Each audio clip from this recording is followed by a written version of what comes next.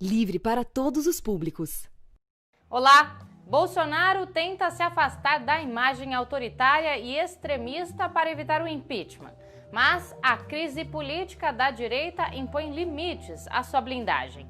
No programa de hoje, André Singer comenta os impactos dessa crise para o governo Bolsonaro.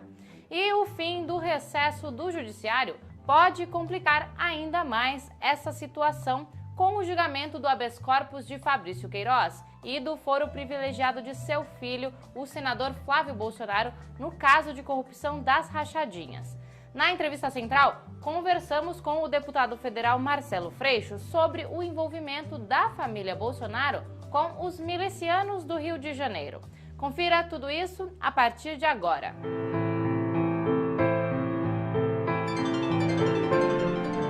Central do Brasil.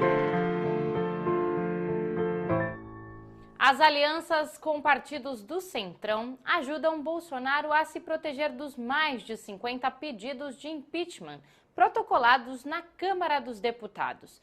Mas a crise interna desses partidos de direita está afetando a blindagem do governo. No embarque imediato, o cientista político André Singer avalia o desgaste de Bolsonaro. Vamos acompanhar. Embarque imediato.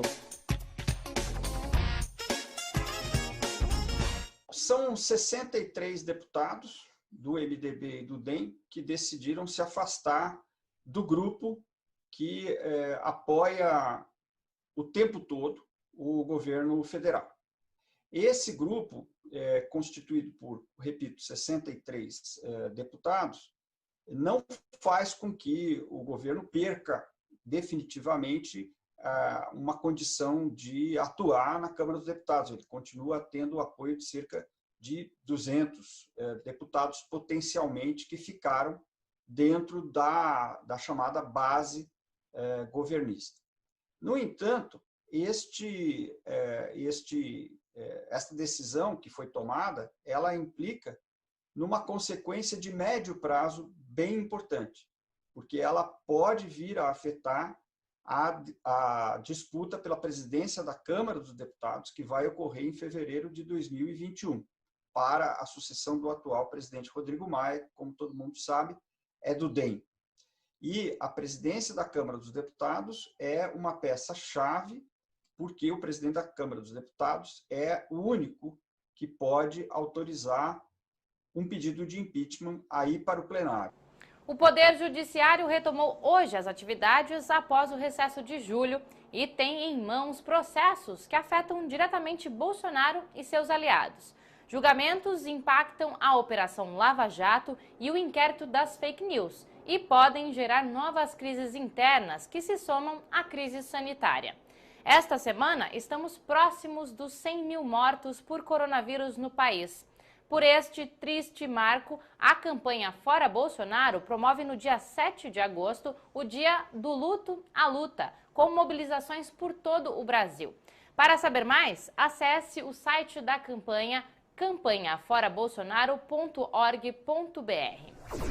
O avanço do autoritarismo no governo Bolsonaro reflete na perseguição de ativistas por direitos e em defesa do meio ambiente.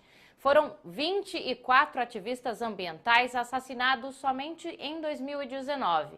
O que se vê é que o desmonte dos órgãos de fiscalização e proteção ambiental vem acompanhado de impunidade e violência.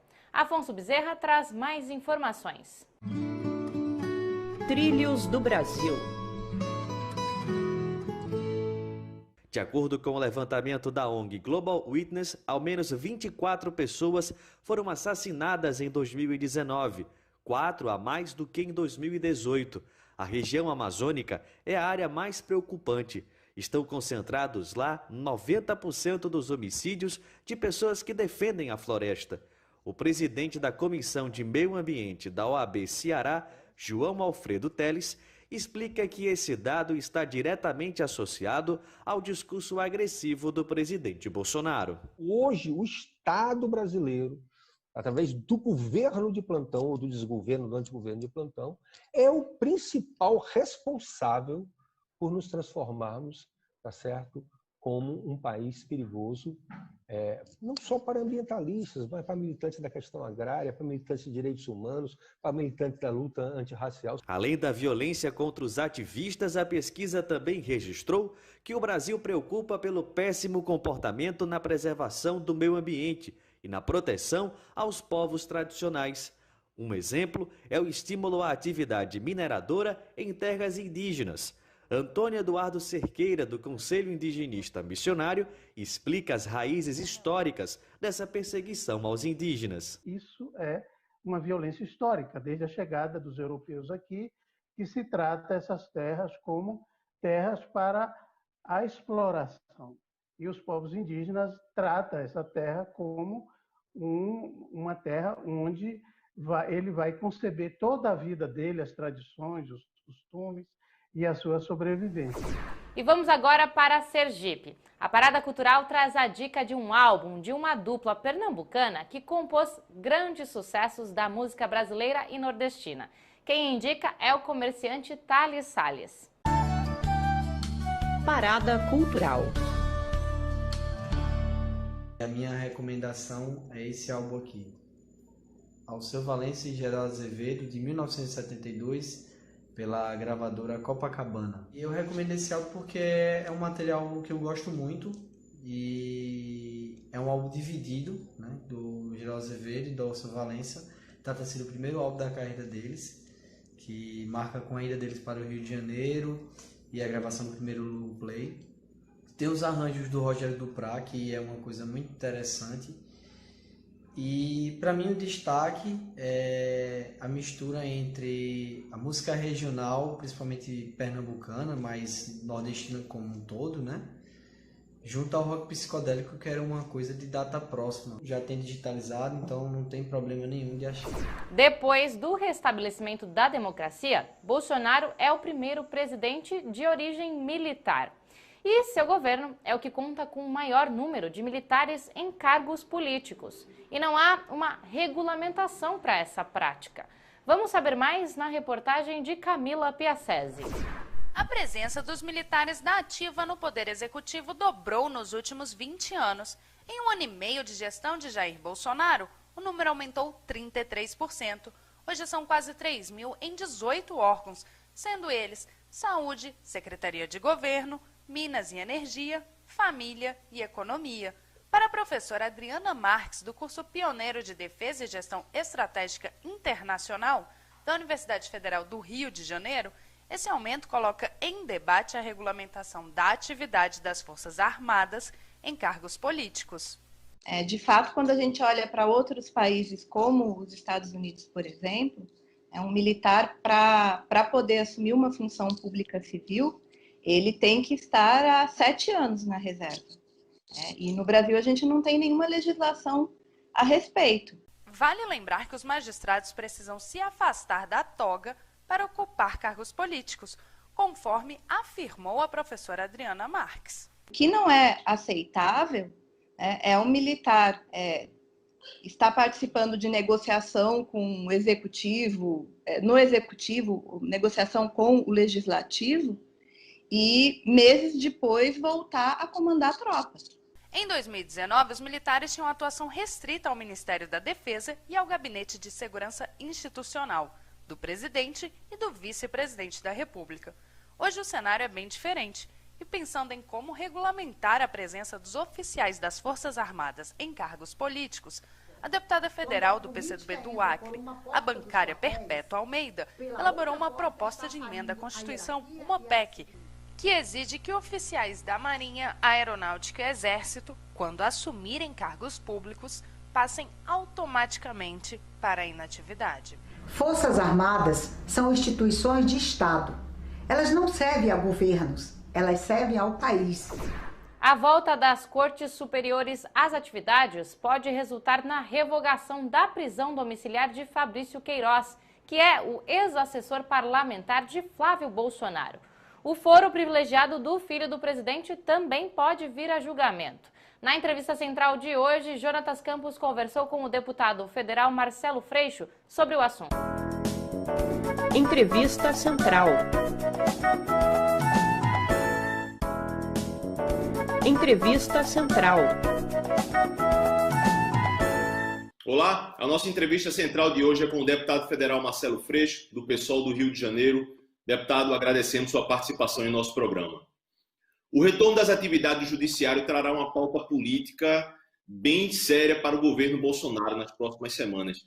Eu gostaria de lhe perguntar sobre o pedido de relaxamento da prisão domiciliar do ex-assessor do senador Flávio Bolsonaro, Fabrício Queiroz.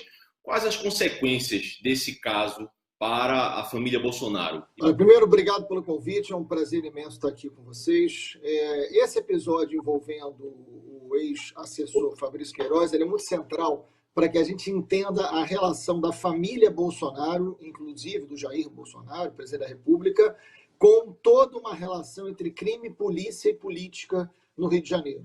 O Queiroz, ele é um policial militar, ele atuou nas áreas de milícia, ele responde a um homicídio junto com o antigo capitão Adriano, que foi morto há pouco tempo na Bahia e era uma pessoa expulsa da polícia por chefiar um grupo de extermínio com ligações com máfia de caça-níqueis. Parentes desse capitão Adriano foram trabalhar no gabinete do Flávio Bolsonaro e é o Queiroz, o Fabrício Queiroz, quem leva o Adriano para o convívio da família Bolsonaro. E, na verdade, isso é o embrião, é o lugar onde se inicia uma relação entre milícia e família Bolsonaro. Então, é muito grave a investigação, o relaxamento de prisão, como você cita, ou seja, a prisão domiciliar, é prevista na lei, mas não é cumprida para boa parte das pessoas e foi muito rapidamente cumprida para o Fabrício Queiroz. A anormalidade maior diz respeito ao relaxamento de prisão da esposa do Fabrício Queiroz, que era uma foragida e que, sem nenhuma razão para isso, a sua prisão, antes dela ser presa, foi relaxada, para que cuidasse dele. Deputado, a participação do advogado Frederico Vassef acabou se tornando um ponto-chave nessa questão do Queiroz, a relação com a família Bolsonaro. Quais as consequências dessa participação do Vassef, em todo caso, e sua opinião, o que é que você acha que vai acontecer daqui por diante com ele e com a família? Sem dúvida é muito grave você imaginar que uma pessoa procurada pela justiça estava sendo escondida na casa do advogado do presidente da República. Isso é algo sem precedentes, né? Ele era um foragido, ele era uma pessoa procurada pela polícia e ele já estava, segundo relatos de testemunha, de várias testemunhas, escondido há muito tempo na casa do advogado do presidente. Ou seja, havia um interesse da família presidencial em esconder alguém que estava foragido da justiça. Alguém que responde por crimes de corrupção, que certamente tem muito a dizer sobre as milícias do Rio de Janeiro, e crime de corrupção, de desvio de dinheiro público feito no gabinete do então deputado estadual Flávio Bolsonaro. Qual o interesse do advogado, qual o interesse da família em esconder o Queiroz? Agora, esta semana, foi dada uma declaração pelo senador Flávio Bolsonaro dizendo que se nada de anormal tivesse acontecido, o Fabrício Queiroz estaria trabalhando com ele até hoje. É inacreditável a disfarçatez e nada de anormal. O que ele chama de anormal? Envolvimento com milícia, rachadinha, desvio de dinheiro público, funcionário fantasma no seu gabinete. É isso que ele chama de anormal. Não dá para achar que o filho do presidente não tenha relação ou que o próprio presidente não tenha muito a dizer, visto que a relação original com o Fabrício Queiroz, quem estabelece é o Jair Bolsonaro. É ele que coloca o Queiroz para trabalhar no gabinete do Flávio e comandar um esquema de rachadinha envolvendo ali a família. Deputado, o último dia 27 de julho foi o aniversário da vereadora Marielle Franco. O senhor poderia nos contar como está atualmente a investigação do assassinato dela? O caso da Marielle é um caso muito grave. A Marielle é uma vereadora do Rio de Janeiro, brutalmente assassinada em 2018, ou seja, já tem muito tempo, são mais de 2 anos. É um tempo demasiado, né? Então, mas a gente sabe que foi um crime cometido por profissionais, com mando político, e é muito importante que a gente descubra quem mandou matar Marielle, para saber que grupo político é capaz de matar como forma de fazer política. Já tem pessoas presas nesse momento, respondendo pelo homicídio, que seriam os executores, com provas muito robustas sobre eles. São pessoas ligadas às forças de segurança do Rio de Janeiro, são pessoas ligadas ao tráfico de armas, ligadas a crimes de milícia e de execução. Agora, a gente precisa saber quem mandou matar. E a gente tem muita confiança que ainda esse ano a gente vai saber quem são os mandantes, de que grupo político partiu essa ordem. A Central do Brasil está terminando. E você pode acompanhar o nosso programa no Instagram, no YouTube da TVT e nos aplicativos de podcasts. Basta acessar o site por meio do QR Code que aparece aí na sua tela. A Central do Brasil volta amanhã.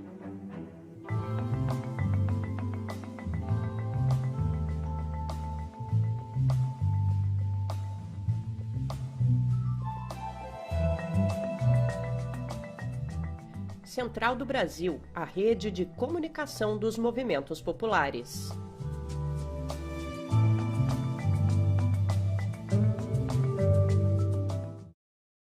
Quem é membro